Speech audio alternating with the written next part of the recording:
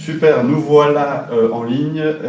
Bonjour Joël, Bonjour Nico. merci de venir avec nous, de passer un petit peu de temps ce matin pour parler de Domino's, de comment vous gérez justement, vous appréhendez la satisfaction client. Et merci donc à tous nos participants aujourd'hui de nous rejoindre. Alors on a voulu faire un webinaire autour d'un titre et d'un sujet qui nous tient à cœur, qui est autour des avis Google, dont on parle énormément et qui ont, on va le voir, un impact très fort quand même pour les consommateurs. Mais on a essayé de réfléchir, OK, comment on va au-delà de ces avis Google et comment on pense les choses pas uniquement vis-à-vis de ces notes qui nous apparaissent de partout, mais aussi avec comment on va plus en profondeur et mieux comprendre du coup la satisfaction client. Et donc Joël, on est ravis de t'avoir avec nous ce matin pour en parler. Avec des exemples très concrets, on va parler de choses réelles, de la vie du terrain, et c'est ce qui nous anime chez Good Days. Merci Nicolas. Alors, le webinaire va se construire cette manière-là. On va d'abord parler du marché. On va voir un petit peu quels sont vos enjeux. Donc là, on va être très sur la restauration rapide. Je sais que dans nos invités autour, il y en a qui ne sont pas de ces secteurs-là, mais vous allez voir que du coup, c'est un secteur qui bouge beaucoup et ça va forcément faire des liens avec d'autres secteurs, de votre secteur et des enjeux qui peuvent apparaître. Ensuite, on parlera plus du coup de Domino's Pizza et de la satisfaction de l'expérience client, comment vous appréhendez le sujet et comment ça se vit au quotidien et comment le président de Domino's Pizza France vit la satisfaction client au quotidien. C'est ce qu'on a envie d'entendre. Voilà, puis après, on fera une petite conclusion. On laissera quelques questions de nos invités aujourd'hui et allons-y. C'est parti. Allez, super. Peut-être pour démarrer, Joël, je te laisse te présenter et parler de Domino's Pizza en France. Oui, alors ma présentation elle sera succincte. Donc Joël Tissier, je suis président de Domino's Pizza depuis maintenant 2 ans et ça fait depuis à peu près 2009 que je suis dans la restauration rapide. Domino's en France, c'est 35 ans d'existence. On a commencé aux alentours de 89. C'est maintenant 460 magasins. Nous, on a un business qui est vraiment orienté autour de la livraison et de la vente à emporter. Ouais. Donc, la restauration assise, le surplace, c'est une part infime de notre business. Donc, c'est vraiment pas quelque chose Quelques pourcents. Oui, exactement. C'est 1% de nos ventes. Okay. Donc, c'est vraiment anecdotique. Par contre, on a un réseau passionnant. C'est-à-dire que moi, j'ai 150 franchisés et mes 150 franchisés, ils vont de 1 magasin à plus de 25. Donc, ça crée des profils désormais ultra différents, mais qui à la base, je veux dire, pour peut-être les 3/4 d'entre eux, ont la même racine, c'est-à-dire qu'ils sont quasiment tous, ils proviennent quasiment tous du business. Ouais. Donc, c'est des profils qui à la base sont très, très opérationnels. Alors, évidemment, plus on a de magasins, à un moment donné, on est bien obligé de se détacher un petit peu du terrain malgré tout et de se structurer, mais voilà, on a un profil de franchise très opérationnel, qu'on soit de 1 à 25. Ouais. Et très commerçant aussi, je pense. Oui, exactement. Le commerçant de proximité, c'est… On va parler du sens du client et je pense que ça ressort aussi dans ça. Merci Joël. Quelques mots sur Good Days, du coup, pour ceux qui ne nous connaissent pas ou qui ont besoin de se rappeler. Donc, on est une plateforme de gestion de la satisfaction et de l'expérience client.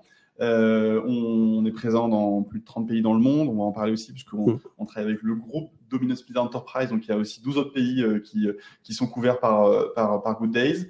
On a une empreinte, on va dire retail au sens large, ça a été notre point de départ, la restauration avec tous ces points de vente, d'autres secteurs également. Et puis, on s'est élargi au fil des années, maintenant ça fait ça quelques années, dans d'autres secteurs, mais qui ont tout le temps pour point commun d'avoir une obligation de penser client. On est dans la banque, c'est pareil. On est dans le service à la personne, c'est pareil. Dans le B2B, c'est pareil. Il faut penser client. Voilà, on est aujourd'hui plus de 100 collaborateurs. Encore une fois, attachés à satisfaire nous aussi nos clients, et c'est ce qui est important, et plus particulièrement dans le domaine de la restauration. Vous voyez à l'écran pas mal de logos avec qui l'on travaille, restauration rapide, restauration assise. Donc pour ceux qui découvrent aussi le monde de la restauration, il y a plusieurs types de restauration. En anglais, on parle de QSA pour vous, donc le Quick Service Restoration. Et donc là, on est bien aussi dans le monde de la livraison et du à emporter. Joël, tu le précisais en introduction. Alors, venons au marché. Alors, avec Joël, on s'est quand même préparé pour vous faire un bon webinaire et avoir des choses intéressantes. Donc, on a posé un peu ensemble les challenges, on va dire, primordiaux pour la restauration rapide. On en a noté 3, d'accord. Et le premier, Joël, du coup, c'est l'avènement des agrégateurs, qui est un peu un nouveau mode de consommation, je dirais. Oui, exactement. C'est ce qu'on disait, c'est que depuis finalement, la restauration rapide, elle a beaucoup changé. J'allais dire sur les 8 dernières années, donc depuis 2016, où effectivement, on a eu les agrégateurs qui ont émergé et qui ont donné tout d'un coup un nouveau regard à la consommation, parce que finalement, ils ont donné le choix. Et c'est vrai qu'avant, dans la livraison, un peu exagéré, mais avant dans la livraison, il y avait les sushis et les pizzas. Et ça se limitait peu ou prou à ça. Et ils sont venus proposer une offre pléthorique. On pouvait maintenant, que ce soit du burger, des tacos, tout était disponible d'un coup. Donc, c'est vrai que ça a profondément changé la façon dont il fallait aborder le business. Et en plus, on parle quand même d'un marché qui pèse plusieurs milliards. Donc, c'est pas, encore une fois, c'est pas juste une tendance, c'est vraiment quelque chose qui s'est installé dans notre façon de consommer. Et on sait que ça a été amplifié par le Covid. Ça veut dire que ce qui était lié à vos concurrents principaux, on peut imaginer les chaînes de restauration rapide en général, avec des Uber Eats, des Deliveroo, etc., tout le monde est devenu un peu concurrent. Parce qu'on peut maintenant, on a une variété en plus de nourriture très très large, et puis tout le monde peut faire de la vente à remporter, ou en tout cas en livraison. C'est ça. C'est vrai qu'avant, on se comparait toujours, on disait, on avait notre segment pizza sur la livraison. Et la pizza, il faut savoir que c'est un marché hyper important en France, c'est à peu près 4 milliards d'euros. Et on faisait toujours le distinguo entre ce qu'on appelait les chaînés et les indépendants. Ouais. Aujourd'hui, finalement, c'est vrai que ça s'est, via les agrégateurs, c'est vrai que ça s'est hyper atténué, cette frontière-là, parce que finalement, maintenant, chaque indépendant a aussi accès à la livraison. Et effectivement, on s'est aussi tourné sur un autre angle de notre marché, qui, comme tu disais tout à l'heure, c'était le QSR, où c'est là où finalement, tu te retrouves en concurrence directe avec tous les grands noms du fast-food, de la restauration rapide. Donc, c'est vrai que ça a vraiment changé les règles du jeu. Et effectivement, c'est là où le client, du coup, prend encore plus tout son sens, parce qu'on se retrouve une multitude pour une base de clients qui est restée la même, quoi. Et alors, on se parle de ça. Là, c'était. Alors, je me dis que le Covid a dû accélérer un petit peu les choses, mais c'est quoi, de 2020, 2019 Ouais, on va dire. Alors, ça a fait de 2016 à 2022. Je dirais, il y a eu cette période-là où il y a eu toute cette emphase qui a mis, où ça a vraiment grimpé soudainement. Le Covid, effectivement, encore une fois, a accéléré ça. Et c'est vrai que quand on regarde le marché, il a de nouveau évolué, je dirais, depuis 2023-2024, avec toute la problématique d'inflation qu'on a connue, où tout d'un coup, on a encore une concurrence, je vais dire, qui s'est presque encore diversifiée, parce que si hier, on était en concurrence, je vais dire, entre nous, donc dans la restauration, quand la situation des ménages devient plus compliquée, on rentre également en concurrence avec le frigo. Donc, c'est vrai que tout d'un coup, ça rajoute un peu de complexité. C'est-à-dire qu'on sait que les clients, ils ne dépensent pas forcément moins la fois où ils dépensent, mais là où avant, ils dépensaient peut-être 2-3 fois par semaine, on sait que maintenant, ils vont dépenser peut-être plus qu'une à 2 fois. Donc, c'est vrai qu'il y a ce besoin d'être présent et d'être la marque, le produit choisi quand ils vont vouloir faire cette déviation au frigo de leur quotidien. Ouais, donc, ce qui est intéressant dans votre cas, du coup, c'est que vous avez vécu un peu une double vague. Il y a une vague avènement des agrégateurs, changement du mode de consommation et ouverture, finalement. Tout le monde peut venir faire de la livraison. Exactement, voilà, du coup, très concurrentiel. Derrière, deuxième phase, et ça parle aussi à beaucoup de monde, je pense, dans ce webinaire, la phase où l'inflation fait faire des choix aux consommateurs et du coup des arbitrages où on consomme moins. Alors tu dis qu'on consomme le même montant mais moins souvent. Donc c'est évidemment comment on réfléchit à refaire venir plus souvent les clients et ça dans un environnement qui encore une fois d'un point de vue concurrentiel se densifie encore, quoi. Exactement. Et c'est là où encore une fois le client prend tout son sens, parce qu'on sait que si on a la chance d'être l'acteur choisi au moment où le client souhaite commander, on voit toute l'importance de s'assurer qu'on lui fasse un bon service et qu'il ait la meilleure expérience possible. Parce que si c'est pas le cas, le droit à l'erreur, on le zappe un petit peu, quoi, dans ce cas-là. Et justement, ce service-là, on l'évoquait aussi en préparation. L'équipe finalement du restaurant est celle qui va délivrer la promesse, parce que Domino's, tout le monde connaît. Donc, c'est ça. Je vais chez Domino's, je sais ce que je viens chercher. Ouais, exactement. Alors, dans notre ADN, mais après, je pense qu'elle est un peu partagée. Enfin, j'espère qu'elle est partagée par toutes les marques, mais nous, on se veut vraiment comme des commerçants de proximité. Et on perçoit l'expérience à différents niveaux. D'abord, on va se dire que toutes les grandes marques, l'objectif, c'est que nous, on a notre marketing qui va permettre de faire passer la porte au client une première fois. On peut être présent en télé, en radio, sur les réseaux sociaux, et on va pouvoir dire au client, tiens, essaye-nous. Voilà, j'ai une bonne occasion, j'ai un bon produit, quelque chose qui te correspond, viens. Ça va être le premier levier qui va faire venir. Ensuite, dans cette phase-là, on va avoir toute la phase de réputation, et c'est intéressant parce que cette-là, elle a un double enjeu. C'est vrai que nous, la réputation, on voit qu'elle a un enjeu de recrutement et de fidélisation. Et je vais basculer là-dessus sur les équipes, parce que c'est là où, encore une fois, le commerçant de proximité joue tout son rôle. C'est-à-dire que si nous, on arrive à faire passer la porte au client une première fois, celui qui va être en mesure de le faire revenir, c'est le franchisé, c'est le magasin.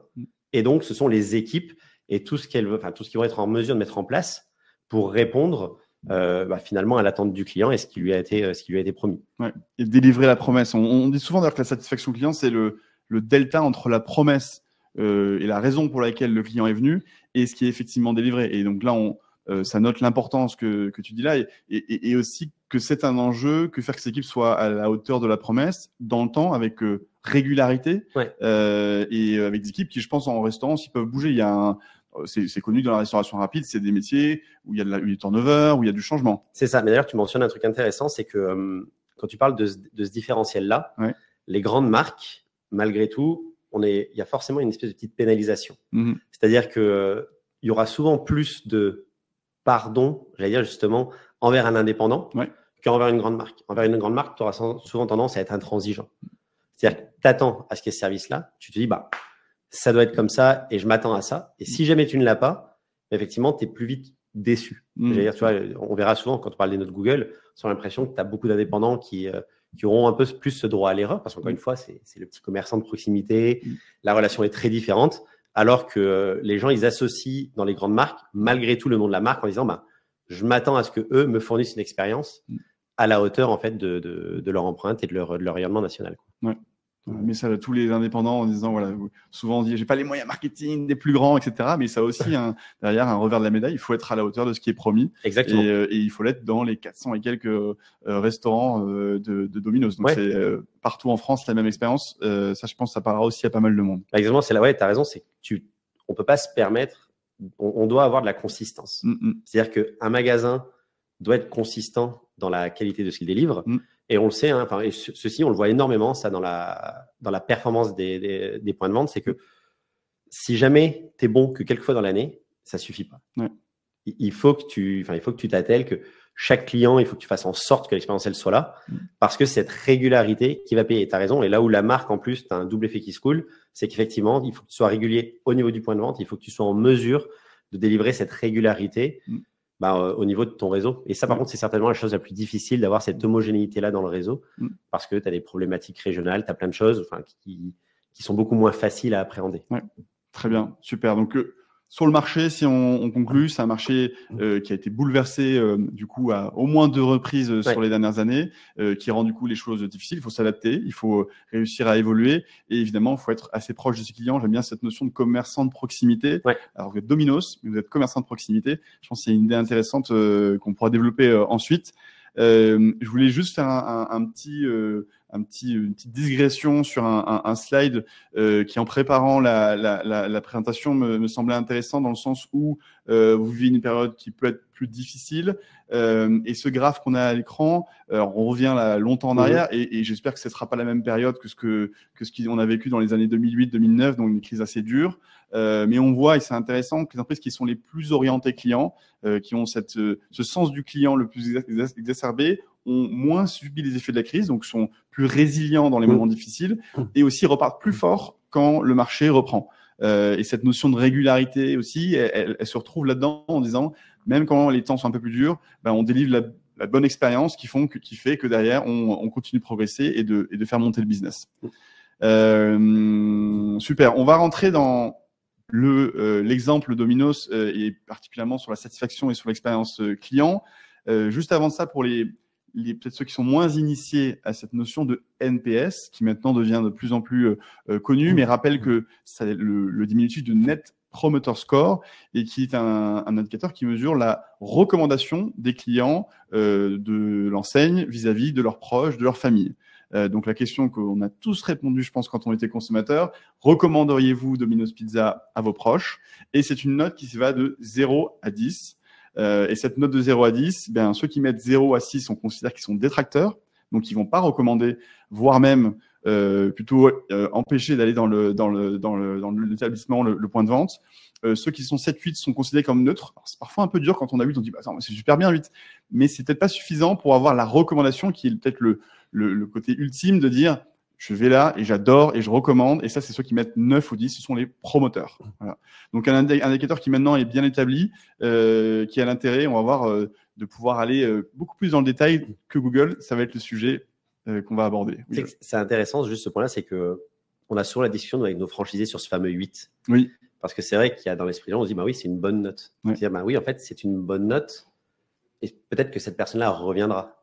Encore une fois, dans ton NPS, comme tu le disais, c'est pas est-ce que lui reviendra. Ce que tu regardes, c'est est-ce que lui va être en mesure d'aller en parler à ses amis, à ses proches. Et c'est là où tu as le 9 ou le 10, exactement, prend tout son sens. Parce que voilà, pardon, excusez-moi. Encore une fois, c'est vrai que c'est une dimension qu'il faut souvent apporter parce que les gens, du coup, ils ont l'impression que c'est une mauvaise note. Mais en fait, c'est une note qui ne permet pas de répondre à l'enjeu du NPS. Ouais. C'est un sujet d'acculturation, d'explication, de conduite du changement, effectivement, dont on va parler, de bien comprendre le sens du NPS et à la fois aussi pourquoi 8, c'est pas finalement un promoteur. Justement, ce NPS, quand on regarde un peu Domino's, alors je me suis renseigné, je suis allé sur le site investisseur, je ne suis pas investisseur chez Domino's, mais par curiosité, pour préparer bien les choses, je suis allé sur le site investisseur et j'ai vu ce graphe que je trouve hyper intéressant, puisqu'on retrouve le NPS quasiment tout en haut de la pyramide, en gros, et on se dit, mais ça doit être un indicateur hyper important chez Domino's. Ouais, exactement. Et ce slide, il est intéressant. Ce qui revient, ce que je disais tout à l'heure, c'est qu'il y a vraiment une partie où on parle du principe qu'il y a vraiment deux axes. Il y a la partie marque, où encore une fois, ça, c'est de la responsabilité de la marque de pouvoir la promouvoir le mieux, de pouvoir fournir les bons outils, la technologie, etc., la visibilité. Et donc, ça, c'est vraiment le travail de la marque d'avoir cet aspect attrayant. Et à côté de ça, le NPS, quand j'en reviens aux commerçants de proximité, tu as tout à fait raison, c'est-à-dire que c'est également important parce que si jamais on n'a pas ce pilier-là, on a beau faire tout ce qu'on veut avec du market, à faire venir les gens et à essayer de… En fait, c'est comme si on les recrutait en permanence parce que si sur le NPS, on n'est pas bon, on n'arrivera pas finalement à les fidéliser. Et ce NPS-là, nous, il met l'accent sur l'excellence opérationnelle. C'est ce qui va faire, on disait, la régularité, quelque part, la promesse tenue, et c'est comme ça que vous le mesurez. Alors, c'est quoi, du coup, une bonne expérience, une bonne promesse tenue chez Domino's? Une bonne expérience chez nous, c'est que le client ait un produit chaud, évidemment conforme à sa commande, et également, l'aspect commerçant de proximité, c'est qu'il ait également sourire. C'est-à-dire que c'est pas, encore une fois, on n'est pas des distributeurs automatiques. L'aspect humain est vraiment hyper important. Donc, dans l'expérience client, nous, il y a à la fois le produit et l'aspect humain qui joue un rôle important. Il faut savoir que, par exemple, par rapport à nos livraisons, on a des clients, la seule personne qu'ils vont voir, c'est le livreur. Ils vont commander sur l'app, ils vont se faire livrer. C'est-à-dire qu'à aucun autre moment, ils ont une interaction humaine que celle de ce livreur qui va être devant leur porte. Et donc, effectivement, toute l'interaction que cette personne-là va avoir, elle va avoir un rôle énorme sur la perception et sur la satisfaction client. Et c'est vrai que c'est un rôle qui est de plus en plus important et que parfois on oublie de mettre en avant le rôle du livreur. Il est vrai dans ton domaine, il est vrai dans plein de domaines maintenant, puisqu'on se fait livrer ses courses, on se fait livrer évidemment ses colis, ses achats en ligne, et le rôle de cette humaniser quelque part la personne, la marque qui nous a livré. Alors chez vous, la livraison, elle est maîtrisée de bout en bout, c'est-à-dire que c'est toujours un livreur Domino's qui vient. Alors désormais avec les agrégateurs, on a aussi cette partie-là. Il y a une partie des fois qui peut être faite par les agrégateurs, mais nous, on a quand même les 2/3 de notre livraison, effectivement, qui sont effectués par nos livreurs. Et c'est vrai que, comme tu le dis, on a besoin d'humaniser ça. Et ça a un double enjeu. C'est un enjeu client. Où, encore une fois, au plus on va créer ce lien avec le client, au plus il va se rappeler de nous d'une bonne façon. Et également, même pour nos équipes, c'est-à-dire que ça génère de la fierté aussi au sein des équipes et ça permet d'éviter un certain turnover. Là-dessus, nous, on avait opté pour inclure nos livreurs dans cette expérience client. C'est-à-dire que même, par exemple, on avait fait un challenge au niveau national où on avait dit à nos livreurs, l'objectif, c'est qu'on veut que vous soyez à même d'avoir un commentaire qui ait votre nom dedans. Parce qu'on avait vraiment envie, effectivement, cette humanisation dont tu parles, on voulait vraiment la pousser un peu au bout. Et c'est vrai que c'était hyper intéressant parce qu'on a vu que tout d'un coup, on a des points de vente qui, initialement, n'avaient peut-être pas beaucoup de commentaires et qui, en fait, d'aller parler avec le client, juste de dire, bonjour, je m'appelle… peu importe, et puis voilà, profitez bien, bon appétit, j'espère que votre produit va vous plaire. Et en fait, ça entraîne un lien bien plus fort Et les magasins qui avaient ça ont connu une croissance du NPS qui était aussi plus forte. Et je suis certain que ça a un impact, et je le vois pour le vivre. Je suis sûr que les gens qui nous écoutent le vivent. Les 15 secondes de la livraison, si elles sont dynamiques, souriantes, avec le petit geste, la petite phrase qui va bon appétit, etc., je suis certain que ça ancre bien plus d'ailleurs que n'importe où. Donc oui, effectivement, c'est des petits détails qui humanisent cette expérience. Et si je puis venir là-dessus aussi, c'est que malheureusement, évidemment qu'on ne sera jamais parfait sur nos livraisons. On adorerait être 100% du temps avec le produit à temps, jamais de retard, etc. Mais donc, en fait, c'est que si cette partie-là, on ne la maîtrise pas entièrement, comme tu disais, ces fameuses 15 secondes, on a la capacité d'être pleinement en maîtrise. Enfin, je veux dire, c'est une formule de politesse, un sourire, etc. Si on fait en sorte que ce soit ancré dans notre ADN, eh ben, au moins, encore une fois, cet aspect personnel étant en plus, on est des latins, hein, je veux dire, les Français, c'est des gens, ça leur importe quand même le rapport humain, etc. Et ben, ça va vraiment jouer en la faveur. C'est-à-dire que des fois, on peut avoir un raté. Sauf que si on a ce raté et qu'on a une personne derrière qui se veut réellement accueillante, un peu chaleureuse, et ben, on sait que ça va, pour le coup, orienter également la notation et la perception du client. Ok. Très intéressant. Très intéressant. Donc, on retient finalement 2 dimensions. L'excellence opérationnelle, donc le produit chaud, conforme aux attentes, livré dans les temps. Et puis, cette excellence relationnelle du bonjour, du bon appétit, ce qui va créer un lien finalement entre le client et Domino's. Pour mesurer ça, justement, donc mesurer la qualité de l'expérience et plus globalement de l'excellence opérationnelle et de l'expérience relationnelle. Donc, on a mis en place le dispositif Good Days chez Domino's. Ça fait 4 ans maintenant que le dispositif est en place. Alors, le système est assez simple. On va collecter l'avis des clients via principalement 2 canaux, dont un est largement majoritaire qui est l'app Domino's. Donc, on se sert de l'app Domino's. C'est un point important parce qu'on a, en tant que consommateur, on le voit, on reçoit beaucoup de questionnaires. Et donc là, en se servant du canal de prédilection, pour ceux qui ont fait une commande évidemment sur l'app, bien, on va aller chercher un volume suffisant. Si la commande se fait en ligne, on utilise aussi le site web pour aller collecter les avis. Et puis, évidemment, en complément de tout ça, Google, les avis Google qui remontent également dans la plateforme. Ce qui est intéressant, c'est que ça permet d'avoir quand même aujourd'hui en moyenne 76 participations par mois et par magasin, ce qui donne un bon niveau de compréhension et de représentativité de l'expérience. Derrière, là où vous êtes extrêmement fort, on va en parler, c'est de tourner chacune de ces participations, de les transformer en conversation. Et vous avez vraiment réussi à installer au fil des années une routine conversationnelle avec, on va le voir, l'enjeu aussi de la restauration rapide, hein, qui fait qu'on a des coups de bourre et qu'il faut savoir gérer ça en même temps du coup que les remontées. Chez Good Days, on a même parlé de notes de relation client, basées sur le taux de réponse, le temps de réponse, la qualité de la réponse. Et chez vous, elle a dépassé les 4/5. Félicitations, c'est une belle progression sur les. On va voir après la recette du succès, mais c'est une belle progression sur les derniers mois, dernières années. On voit aussi, c'est intéressant que les réponses sont de plus en plus aidées, accompagnées par l'IA. Et on en fera un petit paragraphe aussi également là-dessus. Et ce qui suit derrière, c'est que la satisfaction client progresse également de mois en mois. Et on verra le lien. Est-ce que tu penses du lien entre cet engagement des équipes au quotidien et la satisfaction? Deux derniers points, c'est l'e-réputation qui est également suivi dans la plateforme. Donc, on va monitorer à la fois les scores de chacun des restaurants. Chaque franchisé peut voir évidemment sa note. L'évolution mois après mois, parce qu'évidemment, il y a la note qui s'affiche, mais il y a aussi celle qui se passe tous les mois. Donc, il faut pouvoir voir si la tendance est à la hausse. Se comparer avec les concurrents autour. On voit que si on prend les grands noms de la restauration rapide, vous êtes aujourd'hui entre Burger King et McDo. Donc, il y a à la fois une bonne position et en même temps, on a envie d'aller chercher plus haut. C'est le but de la concurrence. Voilà. Et puis, dans la plateforme également, vous accédez à tout ce qu'il faut pour monitorer, manager l'expérience client avec des tableaux de bord qui sont différents si on est un franchisé, si on est un gérant de point de vente ou si on est directement au siège en France et partout dans le monde par ailleurs. Donc ça, c'est ce que aujourd'hui le dispositif fait. Lorsqu'on a mis en place ce dispositif, Joël, et plus globalement, lorsqu'on met en place une solution de cette gestion à satisfaction, comment est-ce que c'est accueilli par les franchisés? Je vais grossir le trait. Est-ce qu'on dit, ça y est, je vais être fliqué, tout est contrôlé, on est dans Black Mirror et je suis noté sur toutes mes opérations, ou est-ce qu'on se dit, allez, c'est un moyen de m'améliorer? Alors, il y a tout en comportement, évidemment, hein, ça c'est la réponse facile, mais c'est l'accueil. Le premier réflexe, c'est que les gens se disent toujours que seuls les mécontents laissent des avis. Et ça, je veux dire, c'est la toute première barrière qu'il faut tomber parce que ça, c'est pas vrai. Et on le voit encore une fois quand chacun va sur Google, Amazon, etc. On en voit plein, hein, des 4, des 4,5, etc. Donc, on sait que c'est pas le cas. Donc aujourd'hui, vous avez plus de compliments que de problèmes. Ouais, c'est ça. Ouais. Mais tu vois, il faut réussir à sortir déjà de cette croyance-là, parce que ça, sinon, c'est un peu le paradigme facile à se dire, en disant, mais non, mais de toute façon, les consommateurs, les Français sont levés contents, donc forcément, ils vont faire que se plaindre.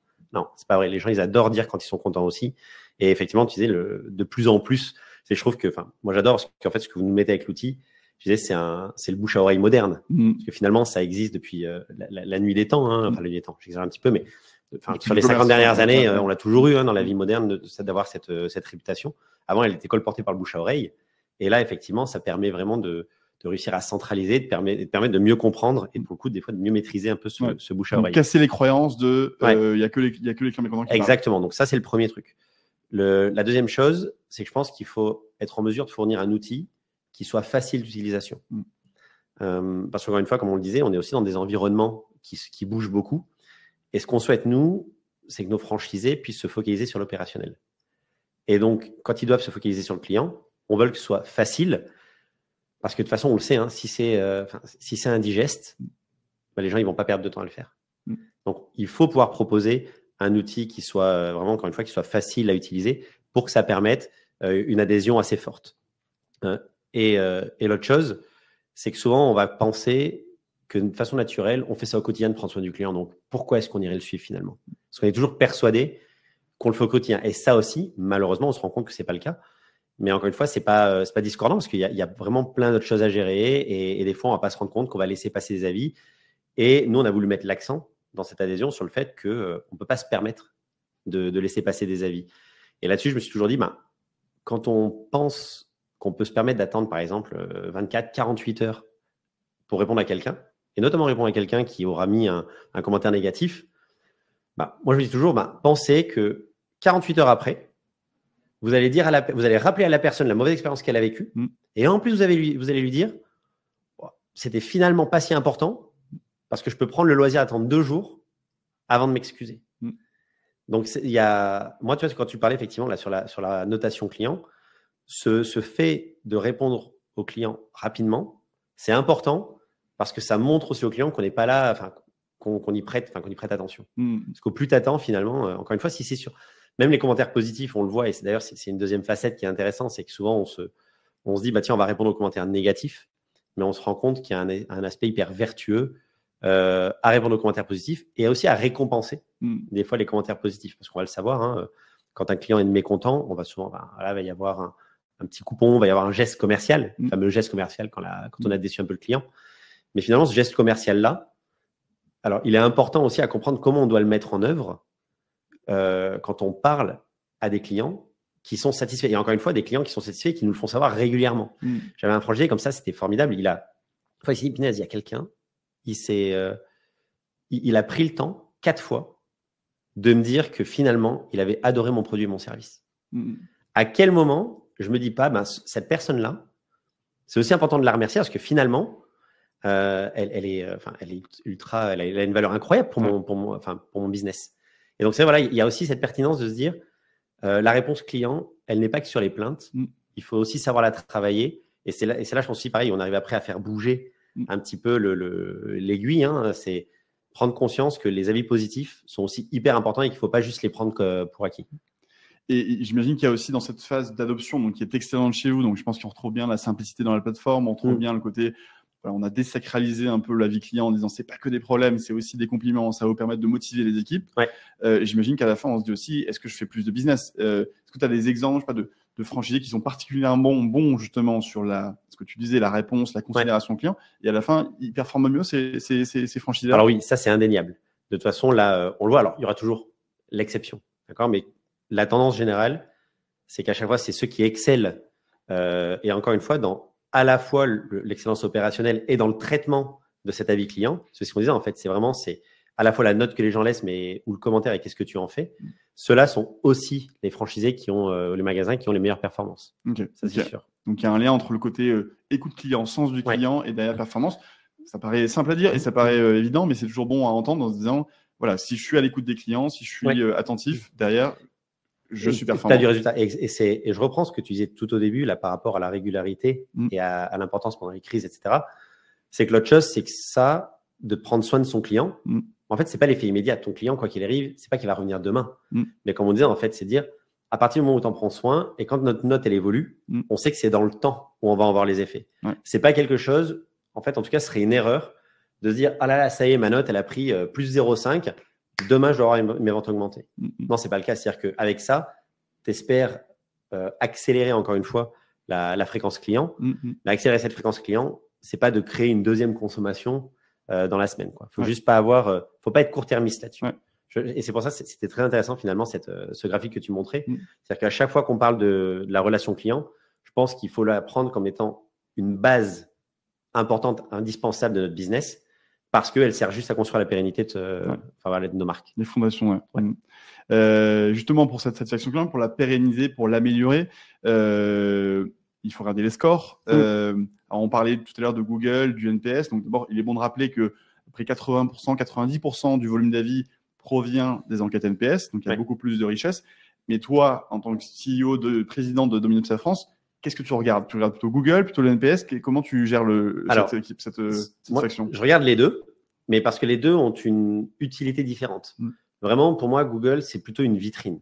Et on va le voir dans notre mode de consommation, c'est-à-dire que les gens, ils vont regarder la note Google et ils vont pas forcément aller s'arrêter sur tous les commentaires, mais ils vont juste regarder la note Google directement pour voir ce qui ressort. Donc ça, c'est juste ta vitrine. Le NPS, pour moi, il a une unité beaucoup plus profonde où, quand tu traites les commentaires de la bonne façon, parce qu'encore une fois, c'est ça, il ne faut pas juste se dire c'est quoi mon score, il faut le comprendre, il faut aller creuser dedans.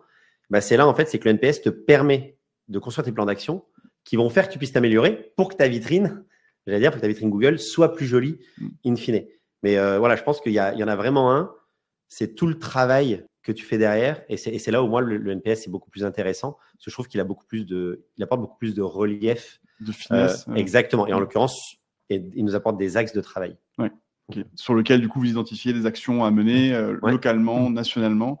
Très bien. Et comment, du coup, on parlait de régularité, ça fait 4 ans que vous mesurez ces indicateurs. Comment on maintient ça dans le temps? Parce qu'en plus, vos scores, vous progressent chaque année. On continue c'est un discours que tu portes, c'est un discours d'ailleurs qui est relié partout. Comment on fait pour animer son réseau comme ça? Il faut en parler. Ça fait partie des sujets mais il ne faut jamais partir du fait que c'est pris pour acquis. Donc, il faut constamment en parler. Alors, nous, on a des réunions régionales 2 fois par an avec nos franchisés. On a des moments où on se voit, on a des webinars. Et durant tous ces moments-là, il faut le rappeler. Il faut rappeler d'où on vient, qu'est-ce qui fait qu'on est meilleur aujourd'hui et pourquoi c'est important. Parce que vraiment, et c'est ça, moi je pense que c'est la fameuse marteau-thérapie, mais elle fonctionne pour tout. Et je pense que sur un sujet aussi important que celui-là, il faut le rappeler. Il y a 2-3 trucs. Il y a la mission, notre mission à nous en tant que Domino's. C'est toujours une des premières slides qu'on montre quand on est en réunion. Et celle-ci, de toujours mettre l'accent en disant bon, on en est où? Parce que, in fine, l'important, c'est comment il nous juge, notre client. Et donc, voilà. Donc pour moi, il y a ce rabâchage-là qui est nécessaire parce que au plus on parle des choses, au plus on montre qu'on les suit et qu'on y prête attention. Et ça doit venir, je pense, effectivement, de ta part. J'imagine que c'est relayé ensuite par les équipes et tout le monde le vit. Et j'imagine que le franchisé aussi, tu disais, certains ont 30 magasins. Alors, on se dit magasin chez Domino's, je sais pas, une erreur de ma part. Non, eux, ils doivent aussi, évidemment, le rappeler, je pense, totalement. Très souvent. Et c'est là où on le voit, comme on disait, c'est peu importe que tu en aies 1 ou 25, la relation client reste importante dans les 2 cas. Et de fait, quand tu as 25 magasins, tu peux pas te permettre à un moment donné de chuter. Parce que, encore une fois, quand tu te permets de négliger cet aspect-là, en général, tu vas rentrer dans un petit cercle infernal où c'est toujours plus dur de se relever, parce qu'encore une fois, quand tu as 25, c'est en général une structure derrière. Et l'énergie après qu'il faut pour renverser tout ça, elle n'est pas évidente. C'est la culture client, c'est ça qu'il faut entretenir. Exactement. Et de toute façon, je pense que, encore une fois, quand on est dans la restauration, le seul truc qui importe, c'est comment ton client accueille ton produit, ton service. Et c'est pas ce qui t'importe, mais en fait, tu t'es un peu trompé de business. C'est intéressant ce que tu dis sur le côté maintenir l'adoption et faire vivre finalement le dispositif. Nous, on se fixe, alors c'est vous qui avez vraiment les clés là-dessus, c'est vous qui avez l'impact, mais on essaie en tant qu'éditeur de la plateforme d'apporter des nouveautés, des innovations pour justement essayer de dynamiser de temps en temps en disant tiens, maintenant il y a cette nouvelle fonctionnalité, maintenant je peux faire comme ça. Ouais. Il y en a une qu'on a sortie récemment qui est la réponse assistée par l'IA. J'insiste sur assistée parce que c'est pas du tout automatisé. L'idée, c'est vraiment de garder le cœur de la réponse par le franchisé, mais évidemment, toute la rédaction, ce qui prend du temps, c'est fait par l'IA. Ça marche super bien au sein de votre réseau. On sent que ça a été adopté. Et ces petites nouveautés-là, elles permettent justement de relancer souvent aussi l'adoption en disant « Ah, la plateforme bouge, la plateforme évolue. Ouais. » Un point par rapport à l'IA. Donc, quand on aide dans la réponse, c'est quoi ton position en disant est-ce que demain, il faudrait que tout soit IA et on imagine, alors on a vu que Tesla a sorti des robots Optimus, ils seraient livrés par Optimus demain, ou est-ce qu'il faut être complètement dans le commerce de proximité et justement miser sur l'humain? Alors, il y a, encore une fois, la réponse, la vérité est toujours un peu au milieu. C'est-à-dire que moi, je vois effectivement l'IA là comme encore une fois, comme un outil qui va nous permettre de faciliter les choses sur un certain nombre de problématiques. Ce qui est important dans ce qu'on a construit, c'est de dire tout ne peut pas être géré par l'IA. Il y a des choses, ça doit revenir au contact de l'humain parce qu'il va falloir répondre de façon des fois plus personnelle. Il va falloir des fois décrocher son téléphone également. Donc, il faut vraiment pouvoir dissocier. Et encore une fois, c'est le monde dans lequel on vit. Donc, il faut évoluer avec ça. Demain, de refuser l'IA, je pense que c'est un peu vivre contre son temps. Par contre, effectivement, il faut se dire où est le bon équilibre parce qu'il y a des sujets qu'on peut traiter assez facilement avec de l'IA. Mais dès que ça induit un niveau de complexité, de toute façon, l'arbre décisionnel, il est un peu prévu comme ça. C'est-à-dire dès qu'il y a un sujet de complexité où il y a de l'émotion qui va rentrer en compte et où on se dit qu'il faut passer la main à l'humain, là, il faut que ce soit le franchisé ou ses équipes lui-même qui viennent vraiment sur la réponse. Ouais. C'est intéressant, le mot émotion, je trouve qu'il est hyper important pour justement maximiser l'impact de l'humain. Il y a que comme ça qu'on transmet une émotion et cette émotion, elle marque. Et c'est vrai qu'on revient sur la petite phrase, le bonjour, le bon appétit, éventuellement même si on vient régulièrement et c'est le même livreur, il donne par le prénom par exemple, ça marque et je trouve que ça fidélise et c'est une bonne façon de maximiser l'impact quelque part des équipes. On parle d'innovation, d'évolution, il y a pas mal d'étapes sur lesquelles on travaille avec Dominique Hospital France et globalement le groupe. À la fois de mesurer des nouveaux parcours par des nouveaux canaux. On travaille aussi sur les types de clients pour pouvoir dissocier à la fois les clients extrêmement fidèles. J'imagine que vous en avez qui viennent pas tous les jours, mais très très souvent commander, d'autres peut-être plus occasionnellement. Donc on n'interroge pas de la même manière. C'est pas la même façon de les interroger. Couvrir plus largement les sites de livraison. C'est en place chez nos clients, c'est pas encore en place chez vous, donc notamment Uber Eats qu'on pourra entrer indirectement dans la plateforme et ensuite aller plus loin dans l'analyse, dans l'actionnabilité des données du client. C'est un point là-dessus, puisqu'on parlait d'IA, c'est un module qu'on a sorti tout récemment, alors qu'il va être complètement, qui est maintenant live chez quelques clients chez nous, qui s'appelle Insight et qui permet justement de prioriser les axes sur lesquels travailler. L'IA nous permet d'aller vraiment dans le détail et comprendre quel est l'irritant peut-être à travailler en priorité, de suggérer les plans d'action à la fois aux équipes terrain et au siège pour améliorer l'expérience client et puis de suivre ensuite l'évolution. C'est super puissant. Donc, on travaille sur tous ces sujets-là qui sont passionnants pour maintenir l'excellence opérationnelle et l'excellence relationnelle qui sont les deux points. On va aller sur la conclusion du webinaire. On avait travaillé un peu sur les axes qu'on a essayé de résumer pour vous donner quelque chose d'actionnable aussi pour toutes les personnes qui nous écoutent. La première chose, c'est donner du sens.